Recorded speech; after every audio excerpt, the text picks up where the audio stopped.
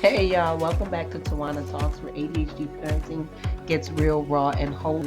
Today's episode, y'all, let me tell you, it's when I had a whole plan, a thoughtful one, a strategic one, and it flopped. Why? Because my daughter's not a spreadsheet. She's a person with her own rhythm, her own needs, and her own way of moving through the world. Let's get into what happens when your well meaning structure doesn't meet your child's reality and how I had to check myself in the process. Keep listening. Well, hey y'all.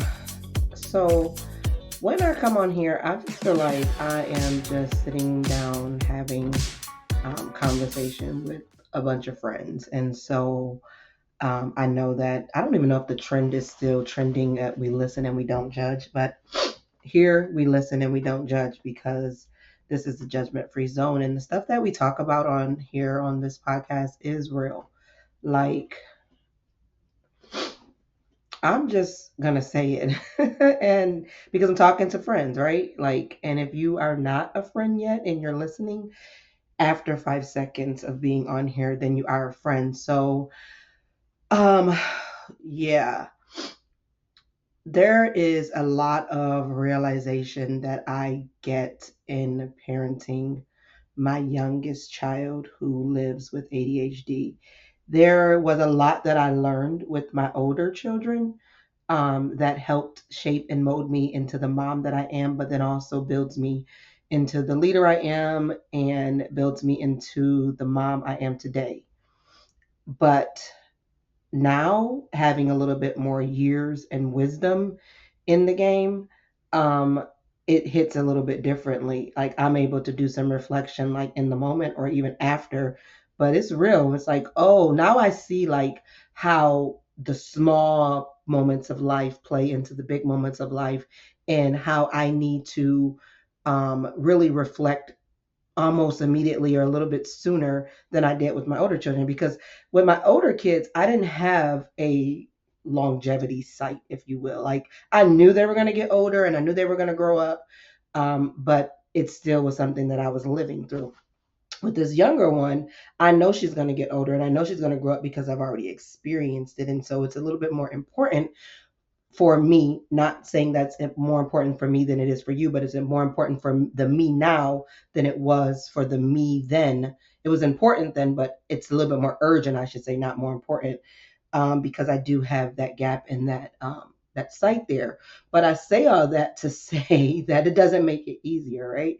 It just makes it more real for me. And so this weekend, we had a busy weekend. Like I feel like all weekends are busy, kind of, but days are busy, not so much. But this, we had a lot going on, and I know that when there is a lot going on, that my daughter typically does not function very well with a lot of things going on. When I say she doesn't function very well, like it's hard for her to sleep because she's thinking about all the things that are going on, and so she's getting up in the middle of the night or she's restless.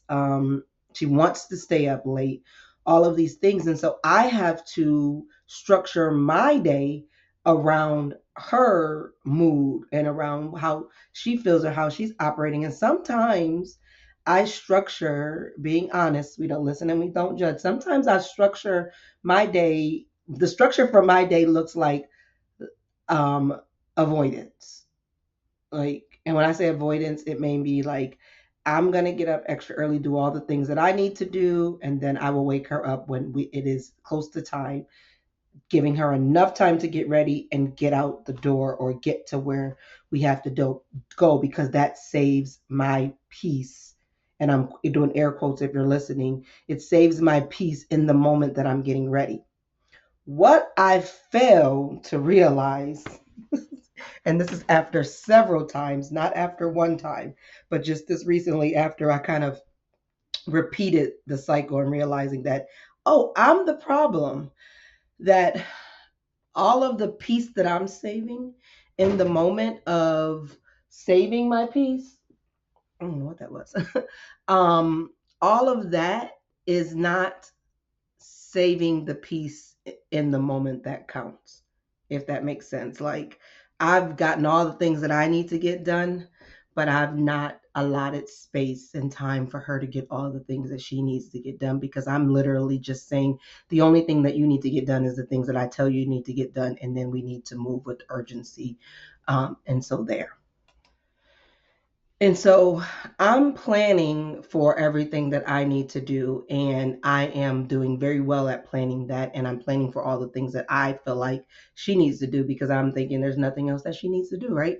So in my mind, I'm thinking, I know the plan. I know where we got to be. I know what needs to be done. I know what time we need to leave. I got all those things figured out. I don't need to bog her down with these plans, because then she'll get overconsumed and she'll get hyper focused. So I need to limit the amount of information that she has and do all the planning on the back end. And I just got an epiphany with that. I'll mention in a second.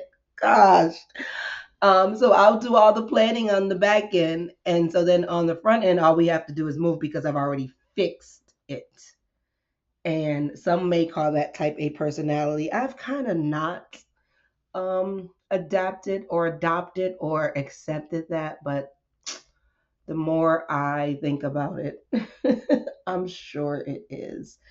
Um, I'm always like planning for the just in case, but I don't think my just in case ever accounts for, ooh, I'm being real honest with y'all. I don't think my just in case accounts for how and what others have to do.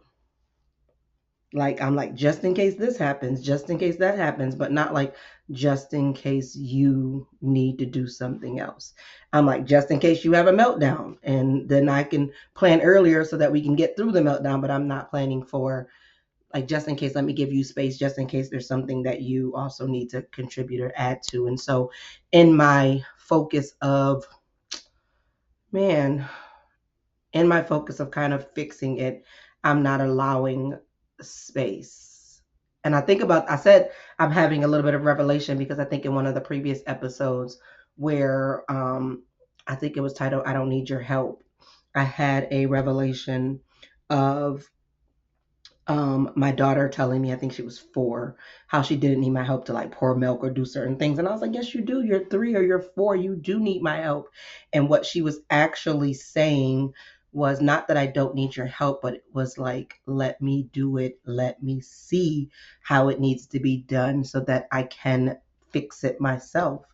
So if I spill it or I make a mistake, I know that mistakes happen, and now I can be able to figure out how to do it without mistakes happen. Instead, you're doing it for me. You're experiencing, you know the mistakes, you're experiencing it, and you're not allowing me the experience, which then fed into my leadership as a school leader. Was like, let me fix it, let me do it, so you don't have to worry about all those things. I already know what's happening.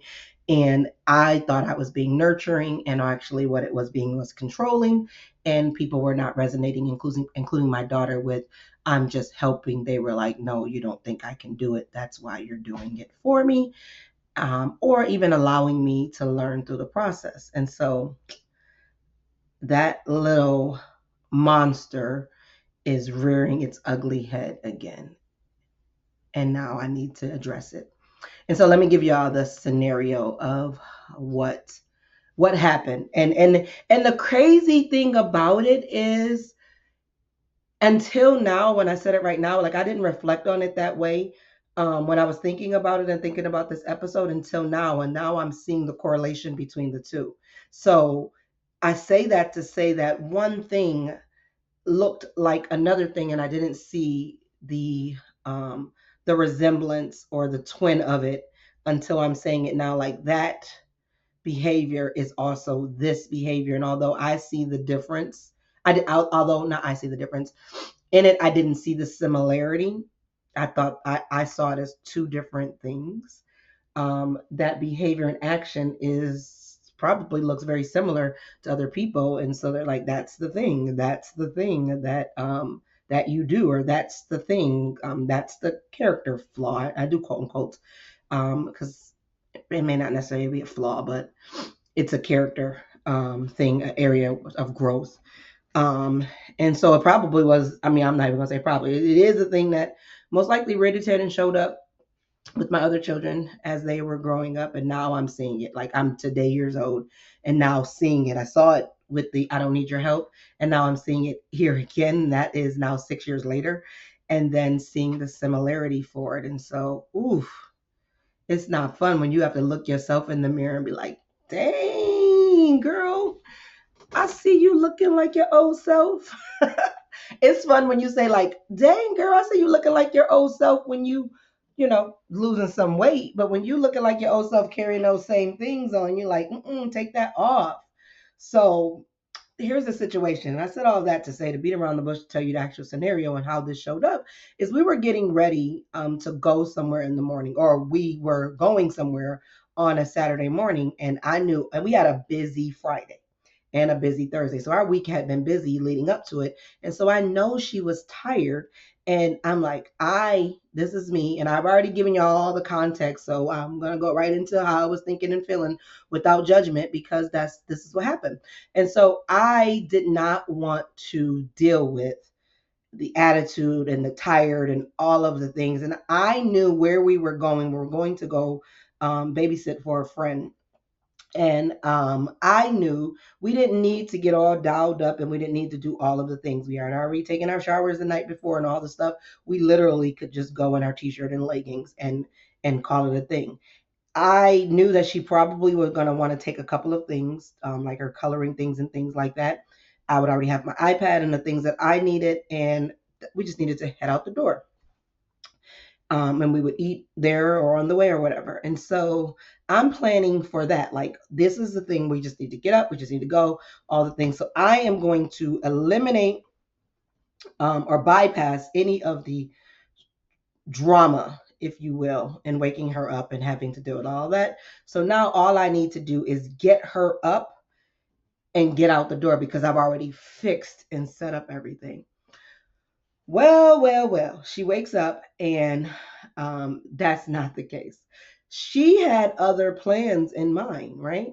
She needed to get her things together. She didn't get them together the night before, and neither did I tell her to get it together the night before, because in my mind, it was just, you can just grab the things. Now, I've been her mother all her life. I know there's never been an instance where she can just grab the things. So why, oh, why did I think that this time would be different? Because I'm like, if I keep trying to tell myself, like, if we're in a rush and we're just moving quick, she should just be able to do it because we gotta go. So if there's urgency there, and that never ever works. So why do I keep trying to do it? I don't know. Must be crazy.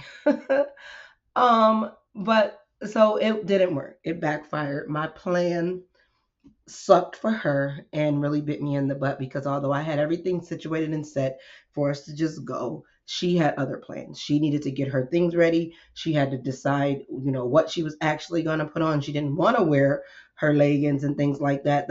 I didn't even communicate that that's what we were going to do. And not that you have to communicate every single plan to your child, but I feel like we should take into consideration that they are people. Like, and so just like we have things that are going on in our life that we don't necessarily communicate, because we just move and we forget, like, oh, there's things I probably should say to kind of order my steps and have others aware of what I'm doing. She has the same thing. She just is human. So she has some things that are going on that she doesn't necessarily communicate, because it's not a thought like, oh, I probably should tell you this. It's just like, this is my everyday movement. Like, and so she had other plans. I didn't communicate it with her like, hey, tomorrow we are just going to be doing this, so we don't need to. I just figured we just move and go. And it didn't work out, needless to say. It was a disaster. She was frustrated. She was upset. There was lots of meltdowning happening. There was lots of contention. There was barriers to overcome. And there was lots of yelling and screaming and anger and frustration. And then there were lots of apologies that had to follow after the fact. And had I understood that my over planning for me to protect my peace under planned for her to secure her safety and protect her peace. And that sucked big time. And now I realize that in the sanctity of trying to protect my peace, that comes with also providing her space to find safety and security, and that protects the overall piece. It's not just about me. And it's not easy, when you're coming out of, you're the type A personality type person and you're a planner and all of the things. That is a form of control, and it may be a form of control from, past trauma or anything like that. But either way it goes, it's not manipulative control, but it is still a form of control. And it's not easy coming out of that, like, oh, I need to take into consideration the other person because I wasn't being very considerate. Although I thought I was, I'm being considerate because I'm already setting it up for you, but I'm not considering the fact that you too are a human, and you too have some things that you may need to communicate or have going on. I didn't even ask, hey, did you need me to do this for you? I just kind of did it. And I did not plan for the fact that she had some plans in mind. Um, and that's where, now that she's growing up, understanding how that could play a big part in our relationship for when she is her siblings' age and they're adult, and what that looks like when she's no longer living in my household under my roof, and she's no longer dependent upon me, and wanting her to still show up and have a relationship with me when she doesn't have to. That now becomes real, because it's like, how often have I thought I was doing something for you um, in the purview of nurturing and just taking care of it, and it actually was me controlling and curating the narrative, or the experience of, all right, all of these things are set so you don't have to worry. But it was basically like, all of these things are set so I'm not going to allow you to even grow through it, or even have a say so, or even show up yourself. And I'm going to force you into my plan. Like, you don't have to worry about all of that. Just let's go. Grab this, grab that. You don't need this. You don't need that. Like, dang it. Dang it. In the moment, it was like, I already did it. And then after that, it was like, dang, I already did it. And I didn't even give you a chance to have a say. I didn't even give you a chance to be a considerate part. I didn't even give you a chance to participate in the plan, because my goal for her is to be able to navigate life without me, right? We raise our children because at some point they're going to be grown like my other children, and I'm going to want you to be able to make decisions and navigate your emotions and regulate your emotions and all of those things without me. But how am I going to allow you to do that if I'm always doing it for you, because for the sake of my peace and my sanity? Like, I want you to do it when it doesn't involve me. But if I want to secure my sanity and my peace and that we got to move, then I'm just going to do it for you. That doesn't even make sense now that I say it out loud. Mm-mm-mm. So I just came on here to say, wow. Basically, I guess I got on here to expose myself. Man, that's not even cool. Like, uh, like, our children, yes, they have challenges, um, and navigating things, and the goal is for them to be able to um, still do life despite their challenges. Like, I understand. I want my daughter to know, I understand you have some struggles with decision paralysis, and I understand you have some struggles, with impulses and things like that. But what are some things you can do to live through those things and still be successful? How can you do that when mommy's not there? How can you do that when you don't have someone else telling you or guiding you through that? And so then being able to set up situations and scenarios that allows her to do that. And these are the moments. These are the moments, in these small moments, where I am just thinking, I don't want to deal with the stress, so I'm just going to avoid it. By fixing it, I'm creating another stressful situation, because I'm not just living in the mess in that moment, to be able to help her navigate through that mess while I still am here, so that when I'm not there, she knows how to do it. But at first, it's going to be messy. It's going to be frustrating, all of the things. But giving her that support, and her seeing me in it, as opposed to not considering her or allowing her to participate through it, and even getting her input, is not fair to her, and it's not fair to me, and it's not fair to our relationship. And now I see it. And now I see it. And is it going to fix overnight? No, I'm gonna tell y'all that right now. It's probably not. It's gonna take me to be like, oh wait, remember this. But I think it is going to start with the conversation of me. I apologize through that moment, but also going back and kind of communicating. She's getting older. But for those who are listening and you're in the earlier stages of this, what does this look like for you? Like, right? Like, are you the type of person who is a planner and a type A and avoider? Like, not avoiding drama and conflict, but avoiding the fact that you know what triggers your child and what causes the meltdowns in most cases. And sometimes they're unavoidable, and sometimes you don't know when they're going to happen. But when you do know, are you the type to be like, I'm just going to like kind of shimmy my way around this, and I'm going to kind of avoid this, and I'm going to curate the situation so that this doesn't happen? Um, I thought about something the other day. I was like, my daughter requires a lot, which means that my God has given me a lot to speak to the needs that she requires. And so, although it doesn't seem in those moments fun, and it's not like, oh, just because the puzzle fits doesn't mean it's always easy to put it together. She requires a lot, which means that what she requires, he gave to me to speak to that need. But I got to work. I got to work to help speak to that need.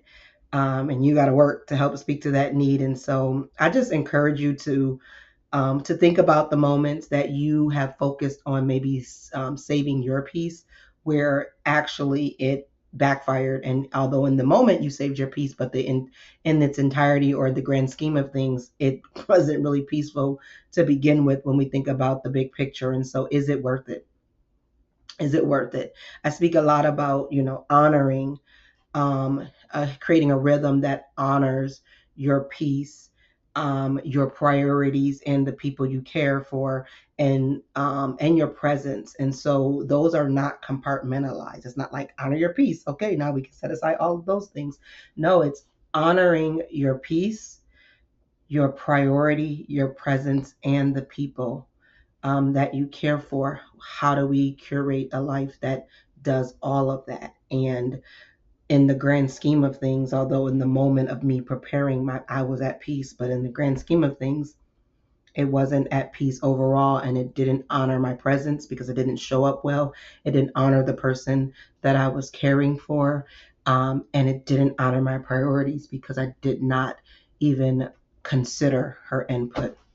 So I hope that this spoke to you, and was helpful and reflective for you. If it stepped on your toes, sorry, not sorry, because guess what? My toes was out there too. And yeah. So, all right, y'all. Until next time, because I'm gonna need to go and wipe my face or something because I'm feeling really, really exposed in this. So yeah. Until next time, I'll talk to y'all later. Well, that's it for today's episode of Tawana Talks. I hope it gave you something real to hold on to. Maybe a laugh, maybe a me too, maybe a little nudge to release the plan and lean into the moment. If this episode hit home, go ahead and share it with another mom who needs to hear it. And while you're at it, don't forget to like, subscribe, and leave a review. It helps more moms find this space where honesty meets hope. And hey, if you want more support or you're curious about coaching, head over to my website to learn more about how we can walk this road together. I'll catch you on the next time. And until then, give yourself some grace. You're doing better than you think.